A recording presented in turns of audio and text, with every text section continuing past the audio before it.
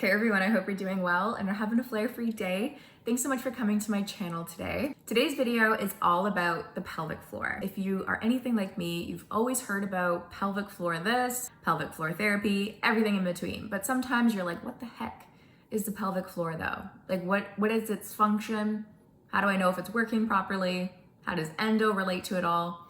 And this video is here to answer all of those questions. Today's video is talking about the pelvic floor, normal function of the pelvic floor, and symptoms related to a weaker pelvic floor or pelvic floor dysfunction. I'm also going to touch upon pelvic floor dysfunction and the relationship to endometriosis, some symptoms to look out for, and some treatment options that are on the table for you, including pelvic floor therapy and what to expect with that. So definitely a jam-packed, very important video regarding the pelvic floor, but I think it's such an important topic to talk about because like any other taboo topic, we hear these terms, but sometimes we're like, what is it?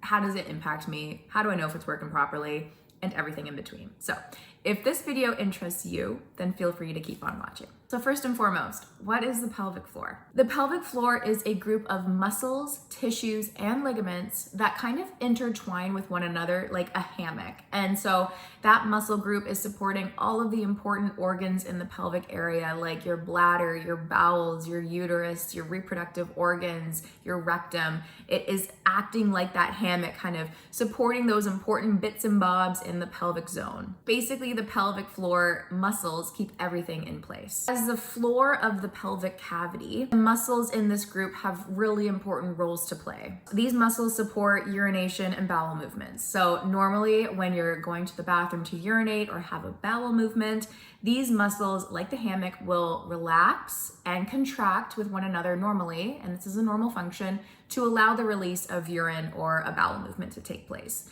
It's a very similar muscle function, like if you were, doing a bicep pump up and you can feel that muscle contract and tighten, you can feel that. Or clenching your fists, that's a muscle action. So the tightening and releasing of the pelvic floor muscles are a very normal function, definitely a key function of the pelvic floor muscles. The pelvic floor muscles also provide resistance to increased amounts of pressure in the abdominal area or pelvic zone. So think about when you're lifting a heavy object, you feel your core tightening a little bit. The pelvic floor muscles are also playing an important role by contracting and releasing in an appropriate way to protect that pelvic zone. The pelvic floor plays an important role there to provide that resistance to that increased sense of pressure.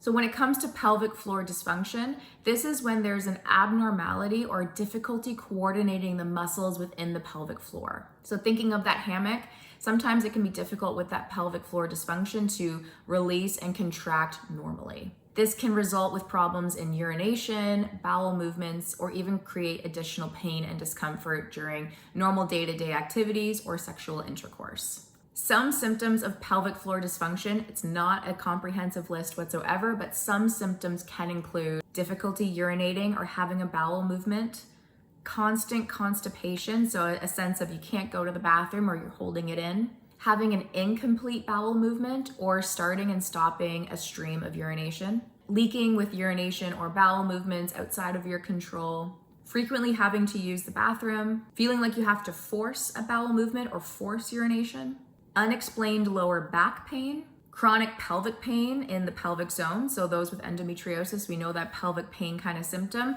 If that's there, it could be a sign of pelvic floor dysfunction as well. Like I've mentioned, not an exhaustive list of symptoms related to pelvic floor dysfunction, but super important that if you're experiencing any of these symptoms, either one or a couple of them or all of them on that list, definitely go talk to your doctor, GP, medical provider about it, because anything that's a little off, and you know your body best, I always say this, if you know that something's a bit off or it's different than it used to be a couple of weeks or months ago, jot it down in your notebook and get it checked out by a doctor, because it could be something different than pelvic floor dysfunction that you just want to rule out and make sure that you're getting answers for your body.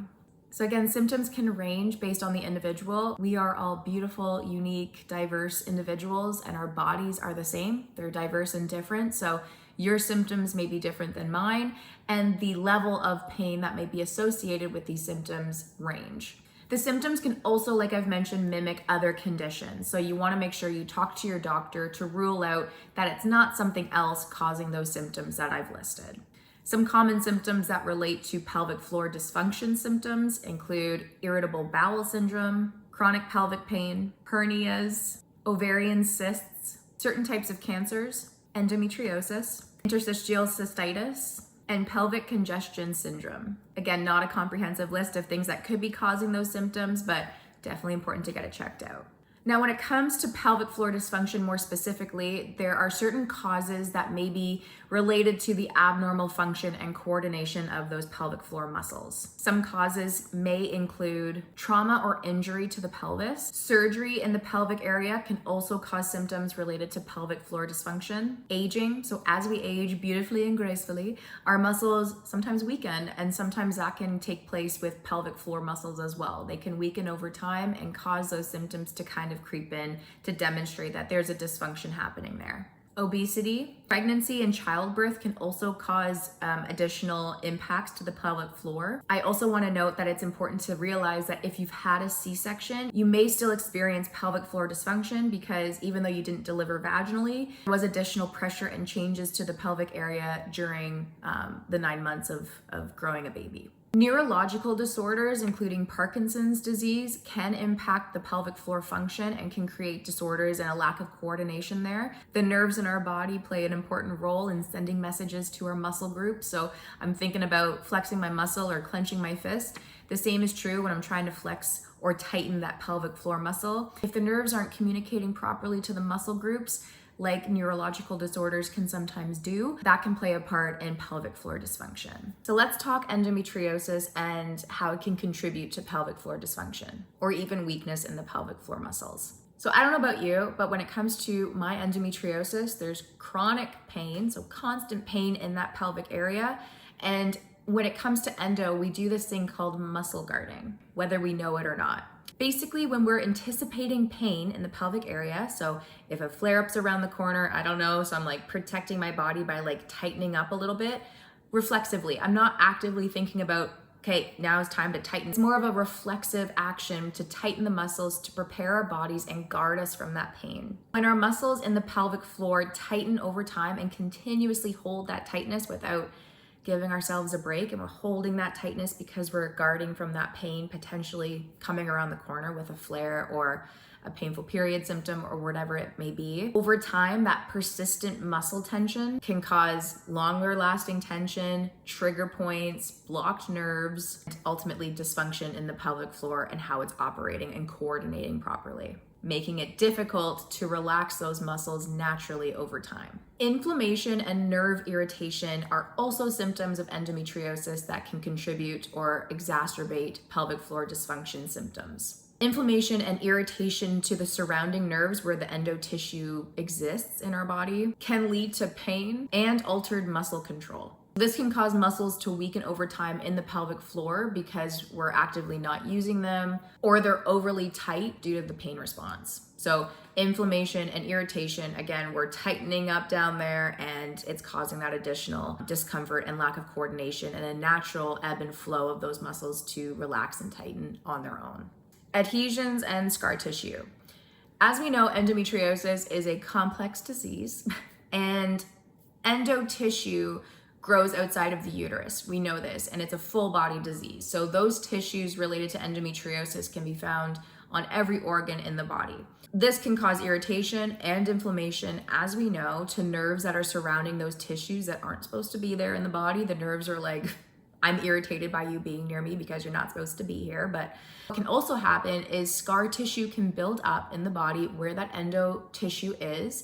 And it can also create things called adhesions, which are bands of fibrous tissue that kind of act as cobwebs, is the best way I can describe it. So these cobwebs or adhesions start to grow and they act as like a connection between organs. So they can connect organs to one another. They can connect organs to the pelvic wall. So you think of the structure of your body, it can connect to the walls and the muscles in relation to that adhesion. So it can really constrict organs and connect them together, making it very difficult for the function of those organs to take place normally, or even for muscles surrounding the adhesion or related to the adhesion to contract and release appropriately, and can ultimately impact the function of the pelvic floor muscles. So again, if there are adhesions near that pelvic floor muscle, and again, if it's kind of restricted because these cobwebs are connecting it to other organs or other tissues or ligaments that are around that pelvic floor muscle, it's really difficult for that pelvic floor to relax and contract properly because it might be restricted and I can't move because I'm stuck by these extra things that aren't supposed to be there. So ultimately, over time, with the lack of proper use, if I'm not able to fully relax or if I'm not able to fully tighten when I need to, it can lead to, urinating issues, bowel movement issues, that sense of I can't fully let go of a bowel movement because there's that constriction there with the pelvic floor muscle. All of these things can line up and can be exacerbated by endometriosis causing that adhesion. These factors, along with so many others, play a role in exacerbating or making pelvic floor dysfunction symptoms worse. It creates a cycle where endo exacerbates these symptoms, causing dysfunction to take place within the pelvic floor, and it can ultimately worsen endo symptoms over time. Making comprehensive management of this so essential. Really important to go talk to your doctor to rule out other things so that if it is just pelvic floor dysfunction, that can be treated on its own as a whole kind of condition instead of brushing other conditions under the rug that may be causing those symptoms of pelvic floor dysfunction, if that makes sense. So to break it down, it could be a condition causing urinating pain or discomfort or bowel movement issues, or it could be those causes like the trauma, the childbirth, smoking, obesity, aging that is causing pelvic floor dysfunction on its own and needs to be addressed as its own entity. So I hope that makes sense. But basically, talk to your doctor to get additional answers. Treatment for pelvic floor dysfunction ranges and depends on the individual and your comfort level. Some options for pain management techniques include pelvic floor therapy, a specialized form of therapy that focuses on the tone, the strength, the weakness of that pelvic floor muscle. It really goes in to investigate what is happening to the pelvic floor and the muscles, tissues, and ligaments in the surrounding area. Stretching and relaxation techniques are also ways to manage pain and discomfort associated with pelvic floor dysfunction. Trigger point injections, or things called nerve blockers, are also something that individuals have taken on to reduce the pain and symptoms associated with pelvic floor dysfunction. I'd be curious to know down below if you've ever opted for nerve blockers or know what they are. I'm happy to do a video about them, but I know some individuals in the endo community here in Ottawa have opted for nerve blockers, and when I first heard about it, I was like, what is this? What's going on? So I'd be curious to know down below if you've ever heard of it or if you've taken it on as a management technique for symptoms related to pelvic floor weakness or even endometriosis. There's a lot more management techniques associated with the pelvic floor, and they may be more specified depending on the condition that you have, disease that you have, neurological disorder that you have, and so much more. So again, talk to your doctor on additional treatment options. But for myself, I opted for pelvic floor therapy. I heard a lot about it, and I heard that it was a good option pain management wise for endometriosis. So a couple of years ago, I opted for it, and I'll share a little bit about my experience and what to expect in the Canadian context or Ontario context. But basically, pelvic floor therapy, you meet with a specialist in their field and you have a conversation around the symptoms that you're experiencing. So typically it will be a referral from your family doctor to a pelvic floor therapist, and you'll walk through what you're going through. If you kept a journal and you say, I'm really having painful urination, or I'm not really emptying my bowels and I feel like there's some constipation there, or I suffer with endo and I'm having that chronic pelvic pain, you're going to talk about your symptoms and they're going to write it down. They're going to listen to you and hopefully be engaged in that symptom discussion. But oftentimes pelvic floor therapists will bring additional questions to the table to rule things out.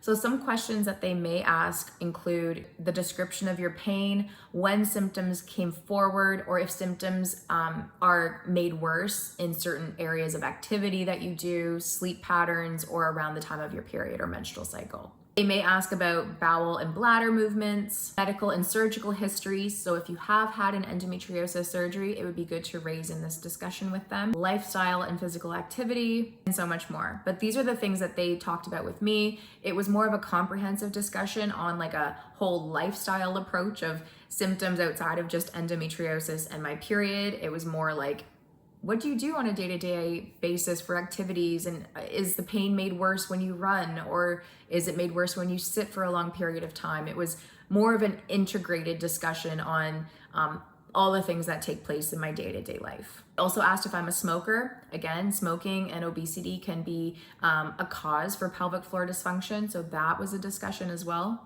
So preparing for your appointment, you want to track your symptoms like I've mentioned. It just makes the discussion a little bit more smooth, and it makes it a little bit easier to come prepared and feel a little less anxious for the first time initial consultation.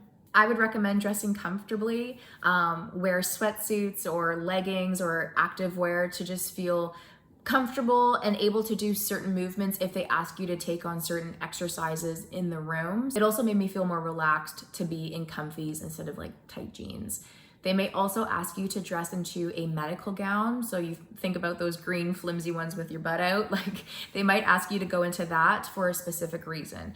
And so during the appointment, they will do typically a external review of muscles. They might press on your stomach and press on the lower part of your belly button and underneath, just to make sure that, they're checking of muscle tension, tone, strength, and weakness in that pelvic zone. They may also do an internal exam. Now, this might be jarring when you're like, I'm going for pelvic floor therapy, and I thought this was not a thing. You don't have to do this option if you're not comfortable, and you can talk through that with your therapist. During the internal pelvic exam, they're going to look for, again, the tone of the muscle, tightness that you're holding on to, the coordination of pelvic floor muscles, and then they're going to discuss the findings. For myself, during that exam and that pelvic floor therapy session in general, they outlined to me that I was holding tension on my right side. So I was holding a lot of muscle tension, that muscle guarding that we talked about. I was holding on to a lot of tension. And I think that's what they described to me as I was waiting for a flare around the corner or pain to come forward. So I was holding on to that tension. With pelvic floor therapy, they're going to provide you with exercises to do, and that will range depending on what they find during your examination. But it is a thorough process, and they are there to support you in your journey. It is something to be prepared about and to read more about if you're interested in taking it on in the area that you live. And you want to make sure that the person that you're going to see you feel comfortable with. You may want to opt for a woman or a man or a non-binary individual or somebody in the space that feels supported with LGBTQ+, just based on additional traumas or PTSD or things that have gone in your past that you don't feel comfortable with certain individuals. So something to do a little bit of research on before just getting a referral for somebody or applying to see if they have space in their clinic. Just something to just keep in mind, because I know myself, I have certain preferences based on others. So just wanted to raise that too, because sometimes that can be forgotten when we're in the midst of trying to get appointments and we realize we're like, oh, this is making me feel a little bit more anxious or a little bit more stressed going into the appointment. This is your health. This is your appointment. It's time to make sure that you put yourself first, and that's just something to keep in mind. You also want to bring your health card if you have it, insurance cards, anything else related to things that you can apply for insurance after, because it may be covered with your employer or with your province if you live in Canada or state. And so yeah, that is all around pelvic floor weakness, pelvic floor function, endometriosis, conditions. I feel like this is like a lot of information, so feel free to rewatch this video at a time that works for you if you want to kind of digest all of the information presented. But I hope this has been helpful, and I would love to learn down below your experience, if you've done pelvic floor therapy, if you liked it, if you didn't, if you opted for something different. It might be helpful for somebody else in their pelvic floor journey. With that, I cannot wait to talk to you on the next one. Bye.